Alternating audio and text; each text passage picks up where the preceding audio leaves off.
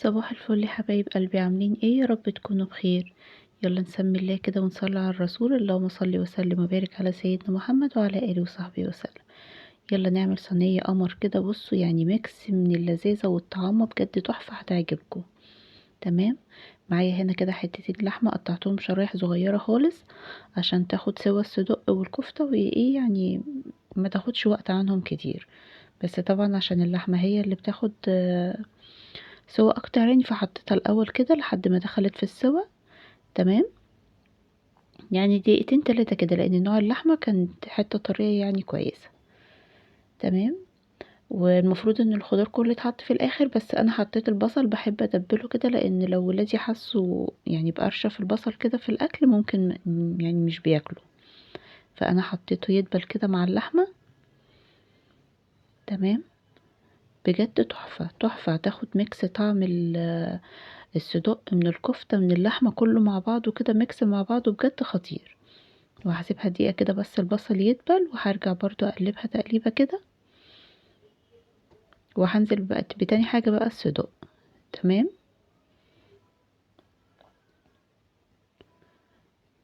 طمنوني عنكم يا بنات، عاملين ايه؟ يا رب تكونوا بخير. خلاص دخلنا بقى في الشتاء، وهو الجو لذيذ بصراحة يعني، حلو لحد دلوقتي، لسه ما فيش شتاء بس لسعة البرد دي. فخدوا بالكم يا بنات من تغيير الجو، وخدوا بالكم من البرد الايام دي، وولادكم والمدرسة وكده. ربنا يحفظنا جميعا يا رب. تمام كده برضو خلاص الصدوق دخل في السوا، فهقطع حتة كده في حلقي استوى. تمام. بس كده فاضله يعني، بصوا يعني حاجة بسيطة خالص. هوسع بقى مكان في النص كده وانزل بالكفتة. تمام. هزود معلقة زيت بس لان الدهون اللي نزلت من الصدوق يعني مش كتير الحمد لله، فمحتاجة بس يعني معلقة زيت عشان خاطر الكفتة تستوي فيها. تمام يا حبايبي، ناخد بالنا وما نحركش بالمعلقة خالص، يعني نحط الكفتة ونسيبها تتشمع ونرجع لها نقلب فيها بقى. تبلت الكفتة وعملتها كور كده.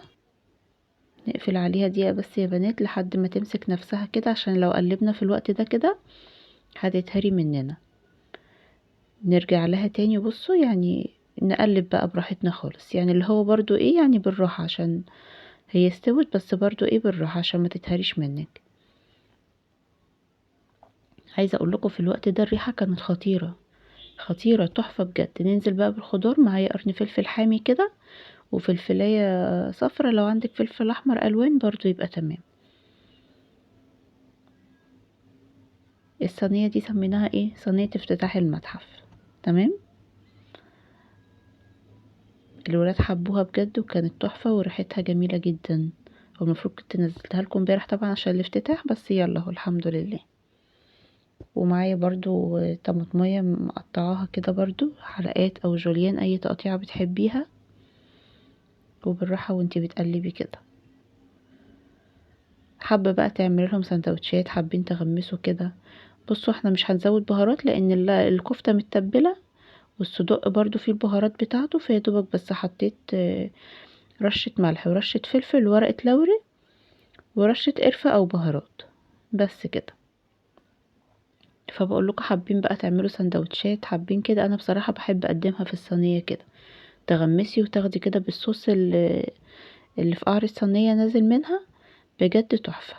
لو عجبك الفيديو يا روح قلبي يا رب ما تنسينيش بقى بلايك واشتراك وكومنت قمر حلو منك كده يشجعني، وجربيها بجد مش هتكلفك حاجة يعني، ويعني لو من كل حاجة ربع بس هتعملي اجمل صينية وتعملي احلى غدا لولادك.